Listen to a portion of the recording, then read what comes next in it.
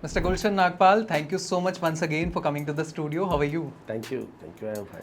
We are loving your content. हमने social media पे आपकी इतनी रील्स देखी हैं, इतने व्यूज़ हैं, इतने कमेंट्स हैं, इतने अप्रिसिएशन है. How do you see this? कितना अच्छा लग रहा है. अच्छा है, अगर आपसे सुनकर और अच्छा लग रहा है. एग्जैक्टली और जब लोग कहते हैं तो ऑफकोर्स ज़्यादा अच्छा लगता ही होगा. आज सर चैलेंजेस की बात करते हैं, आज स्ट्रगल की बात करते हैं. हर यंग इंसान सक्सेसफुल बनना चाहता है, लेकिन कई बार लाइफ में चैलेंजेस आते हैं, कई बार रास्ते ऐसे मुड़ जाते हैं कि इंसान समझता है कि अब जिंदगी में सब कुछ खत्म हो गया. ये जो स्ट्रगल का टाइम है, how do you see this struggle time? देखिए, मैं तो स्ट्रगल को ब्लेसिंग समझता हूँ और स्ट्रगल को लोग ट्रेजेडी समझते हैं कि हाय ये क्या करना पड़ गया.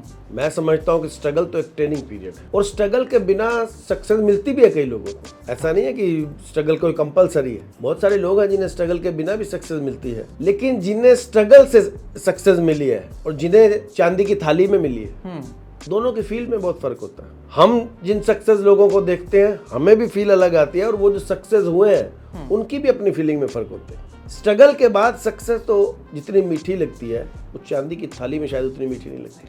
सिल्वर स्पून से अगर आप पैदा हुए, सब कुछ आपको चांदी की थाली में मिल जाए तो उसे संभालना मुश्किल हो ही जाता है. मैं बात करूं पॉलिटिकली, प्रधानमंत्री मोदी जी भी बने और प्रधानमंत्री राजीव गांधी भी बने थे. राजीव गांधी जी को वो प्रधानमंत्री का पद जो है चांदी की थाली में मिला था. उनके लिए उनका कोई प्रोसेस नहीं था ना, स्ट्रगल नहीं था. मोदी जी एक प्रोसेस के थ्रू आए हैं, उन्हें एक समझ उनकी डेवलप हो चुकी है. तो आप देख सकते हैं उन दोनों को देखने की हमारी क्या फील है, और मैं दावे के कह सकता हूँ कि उनको भी जो फील आई होगी वो डिफरेंट है. तो स्ट्रगल के साथ और स्ट्रगल के बिना जो चीजें मिलती हैं उनकी फीलिंग ही अलग होती है.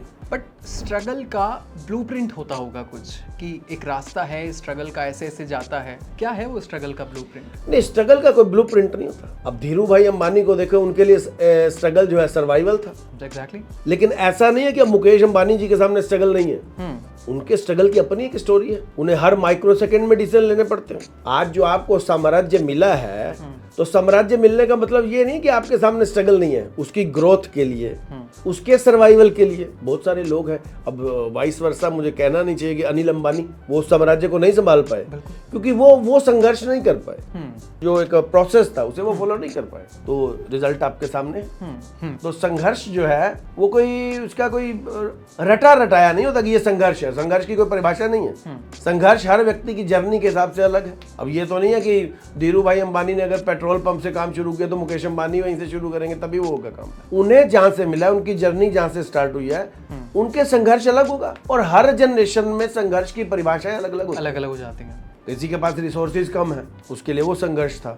फिर जिसे रिसोर्सेज मिले हैं उस रिसोर्सेज को संभालने के लिए भी संघर्ष करना पड़ता है.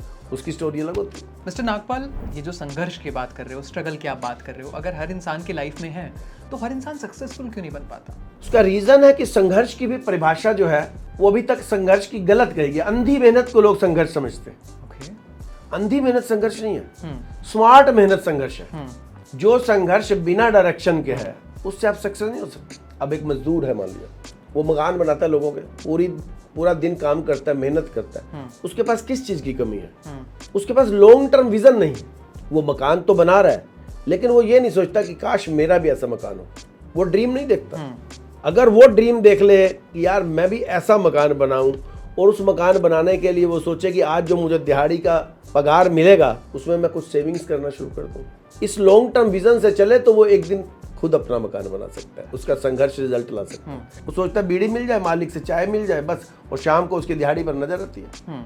इसलिए वो सारी जिंदगी मकान दूसरों के बनाता रहता है, अपने मकान के बारे में सोच नहीं पाता. आई थिंक माइंडसेट है सब कुछ. माइंडसेट तो सबसे बड़ी चीज है. परिस्थिति तो इम्पोर्टेंट है ही नहीं, मनस्थिति इम्पोर्टेंट है. अगर आपकी मनस्थिति बेहतरीन है, मजबूत है, तो किसी भी परिस्थिति से आप लड़ सकते हैं. खराब से खराब परिस्थिति भी आपकी फेवरेबल में हो सकती है. मनस्थिति तो बहुत इंपॉर्टेंट है.